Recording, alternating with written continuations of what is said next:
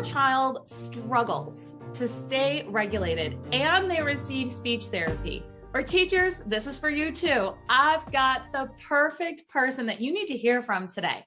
So I've brought you Jessie to the Special Education Inner Circle podcast. I'm your host, Catherine Witcher. And Jessie, thank you for being here today. Thank you so much for having me.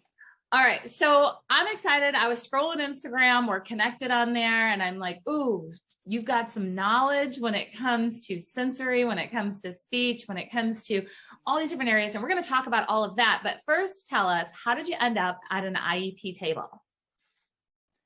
Awesome. Yes. So I have been in private practice my whole career. So right out of grad school, when you're a speech language pathologist and SLP, you do a fellowship.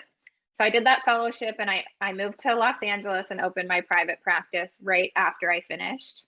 People thought I was crazy at the time. I think that's a lot more common now, but that's where I really got started, work one-on-one with parents. And then after several years, I really kind of jumped more into the therapist training zone. And I realized that, when I'm treating kids, I could see however many kids a week. Maybe it's 30 kids a week, maybe in the school. Some therapists are seeing 50, 60, 70, God forbid more, but sometimes that happens. But for me, I just realized that, if I could, instead of working directly with 30 families a week, what if I could work with, 30 therapists a week? Then how many families could we be able to impact? So I've always kind of had this specialized training in autism since the beginning of my journey. And I really kind of went deep into that and, oh man, started writing some articles, doing a bunch of trainings, and then kind of here I am. Yeah, we get obsessed with our certain areas. We were just talking about that before we hit record, of like, you find your place where you're like, oh, there's a gap here and I want to help fill it because you know that it's something that's needed. So you've built a professional development experience. Just tell everybody, what is the name of that? And then we'll talk into kind of like why it was put together. Yeah, so it's called the Inside Out Sensory Certificate Program for SLPs. So it's a program designed specifically for SLPs. To be honest, when I opened the doors, I had absolutely no idea how it was going to be received. I didn't know how many people would sign up. I thought I'd be lucky if I got, 15, 20 people. And so far, I mean, we only opened it, maybe it's only been several months, but we've had hundreds of therapists from all over the world that have been trained. So it's been really incredible.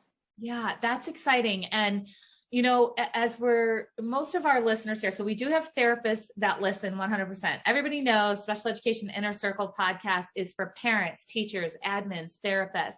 So if you are an SLP, you're going to listen to this and be like, yes, like this is a gap. If you're not a therapist and you're listening to this, I want you to continue to listen, because what we're going to talk about is what is missing. So sometimes when you're trying to figure out like, why is speech therapy not working? Why are these, 30 minutes a week that we're in a group setting and we're trying our best with transitions and we're trying our best, putting together a lesson plan for that session and we're trying our best doing these things and it's not working. So a lot of times as an IEP team, you're looking for that missing piece.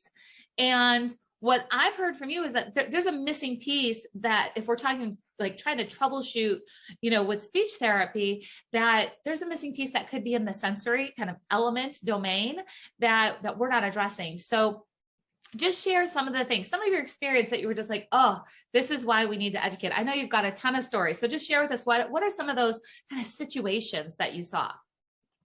Yeah, absolutely. I mean, I actually wrote an article on this for our national magazine, the ASHA Leader, which is the American Speech Language Hearing Association.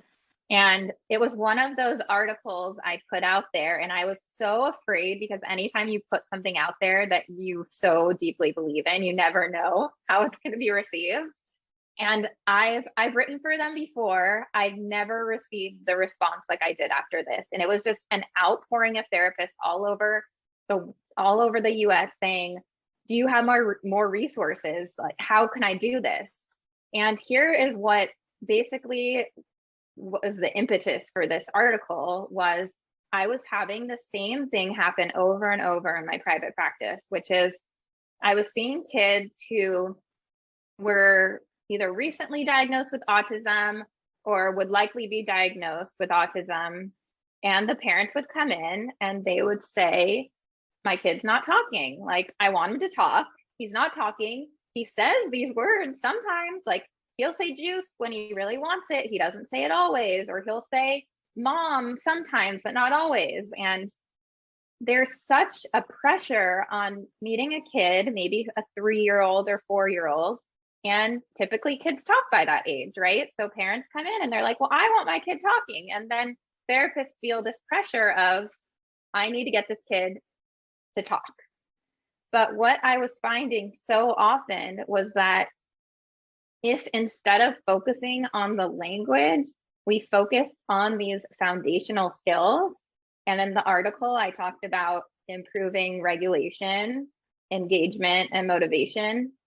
And it was kind of like when you put that at the forefront of your therapy, when your goal is to bring a kid in, get them regulated, get them engaged with you, get them motivated to be interacting with you, it made the rest of your job seamless because you're addressing these foundational skills. So that was really kind of what I guess got me to hear. So do you feel like maybe, especially in the school setting, so, a speech and language therapist, like you said, they have, 30 to 70 kids on their caseload, and they've got this, minimal allocated time, and, clinical therapy is so different than school therapy. It's just a whole different thing. That's a whole different podcast episode to talk about the difference between the clinical and kind of the educational perspective of this. Do you feel like maybe they skip over, and it's the intention to skip over this, like, let's focus on engagement, or, and not necessarily learning a new word. Let's focus on this relationship. Let's focus on making sure that, we are regulated, that they skip over it because of the time pressure? I think it's a few pressures. I think the pressure to meet their goals, which are usually language-based goals. I think that the being able to justify, that's the question I get from therapists. How can I justify working on engagement? And to me, that all comes down to goal writing, which is obviously a really important part of the IEP, but something that I encourage therapists to do is, instead of writing goals for, we'll produce 3+ word utterances, writing goals for using total communication, because that gives us freedom and flexibility to, target much more than just verbal language. That's interesting. So, so many times, I'm picturing that mom that you're describing that's just like, I want my child to talk. And that becomes their primary focus, is on those exact words, when, yes, we want the child to talk. Yes, I understand those words mean so much, but we really want to connect. We want to connect. We want to know their wants, like juice. We want to know their needs. We want to know, we want to hear them, connect person to person. So, like, that's an aha moment, I'm sure, for a lot of our listeners. And here, I would love for our parents who are listening, who are hearing this, and you're having that same kind of moment of yes, I want the words, but I need the connection and that total communication even more than a single word. I want you to give your therapist permission to focus on a relationship or on engagement in that. So give me an example of what maybe somebody who doesn't go this way, like that they're just kind of traditional school speech and language therapists doing things how their mentor taught them, kind of thing. What would a 30-minute session possible breakdown look like versus maybe 30 minutes where somebody's like, okay, I'm going to focus on total communication? Just kind of give me the picture of both of those. Yeah, great question.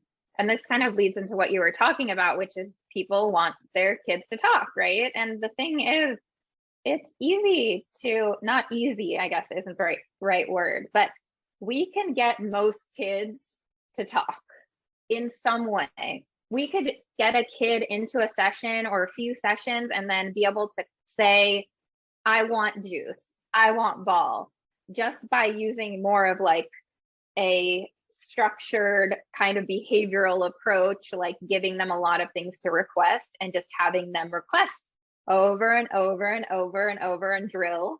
And they're going to learn through repetition. But the thing is that, going back to what you pointed out, it's not that the language, it's the connection. And we don't want to just teach kids to say, I want juice, I want ball, I want shoes. It's, do you think I could put on my shoes today? Because if it's not raining, I really want to go to the park. You know, that's the language we're looking for. And if we can't help to build a child's regulation skills, then they're not going to have access to language like that. Have you ever read The Whole Brain Child? I know have that book? Yeah. So I love that analogy, because when I talk to parents about language development, I like to use the staircase analogy, which is that we've got these foundational skills at the bottom, like engagement, regulation. And then I like to think of language being in the middle of the staircase. And what happens is, like, what if you go to climb that staircase, but you're missing the bottom two stairs? You know, we're never going to get to the top of the staircase. We have to start at the bottom. And the analogy that I love from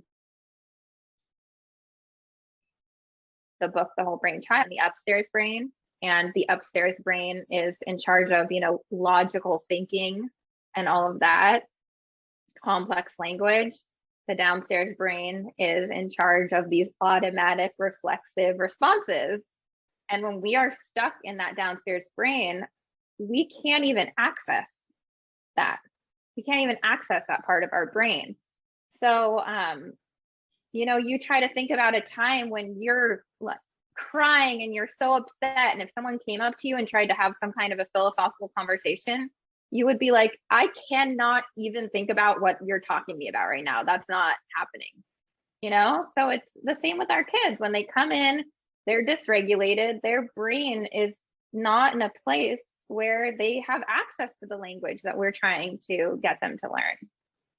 So maybe a traditional kind of, you know, 30-minute session is like skipping those bottom steps, and they went right into like, all right, let's think real hard right now. Let's work on this. Yeah, it might be like WH questions, showing pictures. Where is he? What's he doing? Following directions activities, things like that. And, you know, it's so hard to say what session maybe would look like focusing on regulation engagement, because it obviously depends on, you know, where the child's language skills are. But say I was working on, say I still had the goal of WH questions. Instead of sitting at the table, I might have the kid on a swing in our gym, which I know not all therapists have access to. But if they don't, they could have them running around the room on a scavenger hunt, you know, so that they're still able to get that movement in if they are a type of kid that likes movement, but they're still able to target the same goals. Yeah, I love that. Just, you know, really looking for that multisensory kind of approach and looking at the child as a whole. That's so good. You know, a lot of times I would have a speech therapist come into my room when I was a self-contained teacher. And it was, you know, I can remember it being a lot of work to like get the students ready. Like, the speech therapist is coming, like, let's do this. And she did. She wanted to come in and like hop right into work. And looking back, I mean, I was a young teacher then. I didn't know any different. I was just like, well, the speech therapist comes in and does her job. I mean, there's a lot of teachers that are probably listening to this that have done this for 20 years. And they're still like, well, I don't know, like the speech therapist comes in and like, she's doing her job and I do my job. It just is what it is. But if you could collaborate and work on that sensory and that regulation and all of those things and have it set up to be interactive like that, gosh, I can just imagine how much more effective that would be. All right, I have a question, because you said WH questions, and we all know, like, those are like in almost every IEP, like, here's the WH questions, let's work on them. And sometimes the child has been working on those, and I'm sure that you've seen it for 2 years, 3 years, 4 years, 5 years. That goal of WH questions looks the same way. So I'm going to give you a challenge here. And it may not be a challenge for you at all, but I will tell you, there are IEP teams that sit completely stuck. Like, we've got these WH questions. We know the child needs to learn some type of WH answer, because we ask questions all the time. We know they need to learn, but we've been doing this the same way for 3 to 5 years. What can we do differently? What might be something? And I know, you know, I'm not giving you a specific case and child in that, but let's just go to that kind of, let's say third grader, right? So we've done the preschool, we've done the kindergarten, we've done like second grade is over. Like we've got the same goal now in third grade, and we're working on WH questions. Where would you suggest to kind of go next? I love that question because it's something to think about with all goals, not just WH questions. Yeah, we talk about it all the time. Yeah, in the Master IEP Coach Mentorship, I actually have a rule that if you've been working on the same goal for 2 years and the child has not made meaningful progress, that we need to rethink the rule. Like 2 years is my Absolutely. But I think that it may not be the goal, maybe it is, maybe it's the approach. But I think the number one thing to think about, and, I primarily work with autistic kids, and there's this huge, oh my gosh, there's just so much going on right now and within the autistic community and autistic adults talking about, what is helpful for autistic kids or what would have been helpful when they were kids. And there's this huge debate over, are we actually teaching kids or are we just teaching them to be more compliant? Right. So I think like with the WH question goal, the question is, well, do they actually struggle with these questions, or is the activity not motivating for them? But there's so many levels of WH questions. So if we're talking about concrete questions, it's what's in the here and now. Could the child say, what's that? A water bottle. But what did you do today is an entirely different question, which is a lot more abstract. But that's where regulation really comes into play, because when we are not regulated, it's hard for us to access our language to be able to answer these questions. So is it that the child can't answer these questions or doesn't understand them, or is it that they are not regulated or engaged in this or motivated by this in order to provide you with the data that you need?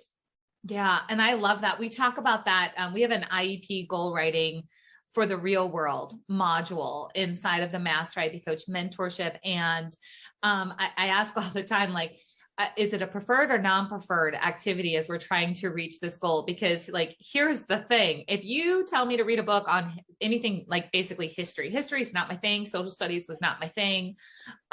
You ask me to read a book and answer a bunch of questions, I'm not going to do well on the test just because it's not a high interest area for me. Now you give me something that I'm interested in, I could like halfway glance at the book and probably ace the test, just because it's a subject that is a preferred subject. And we can do the same thing with students. It's like, let's stop doing non-preferred activities and then shaming them for like never reach your goal. That's actually an opinion I vocalize that I would say is sometimes unpopular, which is, I get that kids have to do things in their life that they don't want to do. Like, I get that. Why does that need to be the case in our speech therapy sessions? If our goal is for them to learn and our goal is for them to learn language, why do they need to do non-preferred activities? There's this great quote I posted, and I'm going to have to figure out who said it. But the quote is, learning can only happen when a child's interested. If they're not interested, it's like throwing marshmallows at their head and calling it eating. Yeah. Yeah. And that's so if we are seeing kids in speech therapy and our goal is WH questions, then why does it have to be, here's this boring passage that you don't care about at all, and let's talk about the WH questions? Like, why can't it be talking about Pokemon, which they love? Yeah. And you know what, if you really think about it as an adult, and this is when I chuckle and I say, you know what, for the most part, I get to choose what I want to talk about. Now, do I necessarily want to talk, like there's adulting things, like when you're talking about mortgages or finances, or I don't necessarily want to talk about those things, but I will force myself because I have to, be an adult and do those kind of things. But for the most part, I only talk about things I want to talk about. If I'm not interested in a conversation, I walk away. And a lot of our students do the same thing. Yeah. This is like, I'm not interested. I'm going to leave the room now. And then we're like, oh, look at the non-compliant behavior of the child not participating. I'm like, maybe they're just expressing that they don't like it. And that's where the importance comes in for the self-advocacy goals. Yeah. And goals can be written for self-advocacy for, things like their sensory and emotional regulation too. I love that. I think it's interesting to hear coming from you as a speech therapist, kind of saying like, let's look at this self-advocacy goal and integrate in there what they need sensory wise or self-regulation wise. That's not something we typically hear. I typically hear that from a teacher who's working on self-advocacy and an OT who's working on sensory and self-regulation. So that's, I see the gap that you're looking to fill, because that's not very typical for somebody to do that. All right. Yeah. And it makes me think about, being in the classroom. And I think it's great that you have, so many teachers and others who listen in on this and whatnot. But when it comes to sensory, we all have our preferences, right? We all have things we're sensitive to. I like my volume, the perfect level of volume. Chris, who you guys probably know, speech dude, if you've listened, I know you interviewed him. He likes it blaring music, way too much for me, very dysregulating. And, when we're sitting in a conference and we're bouncing our foot on the ground, or we're tapping regulating our body. So for so many kids who have sensory differences, it's just so important for teachers to be able to really validate that. And if a kid is learning these self-advocacy skills, like I think I threw an extra syllable in there, self-advocacy skills, and they come up to their teacher and they say like, hey, I really feel like I need to move around. Could I stand in the back of the class instead of sit down for the next 10 minutes? What is that work for if we can't get a teacher who's going to say, go ahead? Yeah. It's so important. And it takes the entire team to figure out, how are we going to kind of pull this off? How are we going to make sure? Because there are, I talk about, a child, we assume they're non-compliant and they're leaving the room. And like I said, there's sometimes, and you said this too, there's sometimes you have to sit through the conversation. You don't want to be at the doctor's office, but you got to sit there. You don't want to be at the bank, but you have to be there. You don't want to be there and you have to get through it. That's finding a whole other motivator to get through some conversations or some of those things we don't like. But I love how you just said, like, why do we have to make speech so difficult? Like we're supposed to be working on communication and connection. Why can't we do it in a way that really works for the child? So Jessie, I want to just thank you for being here. For everybody who kind of caught that, where she mentioned Chris and Speech Dude, and yes, there's an episode and all that. I'll make sure to link that below here, so you guys can listen in on his episode too. You guys are both on fire and dropping some truth bombs on Instagram. So we'll make sure that the links are there. We'll make sure people know where to find your resources specifically for speech therapists and sensory. And I just want to encourage everybody to really look at speech therapy differently than maybe we have in the past. I feel like it's time to upgrade the speech experience. It's not just let's go somewhere and, make the R sound for 30 minutes and see if we can take some data on that. So Jessie, do you have some words of encouragement for our current speech therapists who are in the school? As everybody knows, our school system is like, I don't know, in quicksand right now. Just everything feels so overwhelming, so heavy. You can't get ahead. You feel like you're not doing your job because you can't do what you want to do to help a child. Can you give some words of encouragement to our speech therapists who are showing up every day? Yeah, I mean, not to sound too soapboxy, probably just made up that word, but I've always felt that our job is so much greater than just a speech session. It's to help our kids, be validated and embraced and loved for who they are. And I think if therapists are just showing up and every day striving to connect with their kid in whatever that way that may be, and it might mean throwing the goals out, the traditional goals out the window, and really just focusing on how can I be there for this child and how can I make a connection with this child. That's how we learn and grow, is through those supportive, warm, nurturing relationships. So I think ultimately that's where our focus should be in the schools. And if people are, feeling so overwhelmed and dysregulated themselves, is go back to that focus on connection. It will be regulating for you. It will be regulating for your kids. And then ultimately you're just going to be building stronger connections, which is going to help kids, not just in the immediate future, but in their life.